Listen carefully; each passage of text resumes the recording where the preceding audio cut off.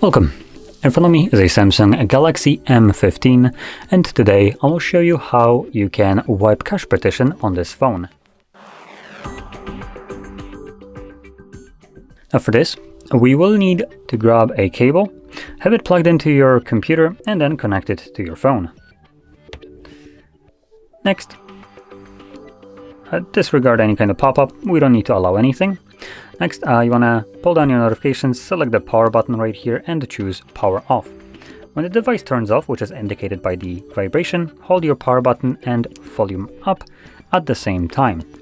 In a brief moment, you should see the Samsung logo show up, and afterwards it will add Galaxy below that, at which point you want to let go of the power button. So there we go, there's the Galaxy. Now keep holding volume up till you see the recovery mode, which should show up in about 3 seconds. A little bit more, there we go. Once you're in this mode, you can also unplug the cable, as the cable was only needed to get us into this mode. Now, while we are in this mode, we will need to use volume buttons to navigate up or down, depending on which volume button you press, and power button will be used to confirm whatever is selected. So, with that in mind, let's select wipe cache partition, confirm with the power button, select yes.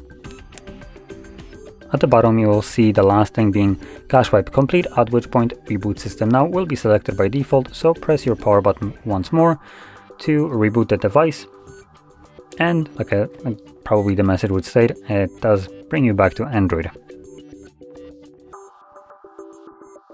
And as you can see, we are now back in Android. So, if you found this very helpful, don't forget to hit like, subscribe, and thanks for watching.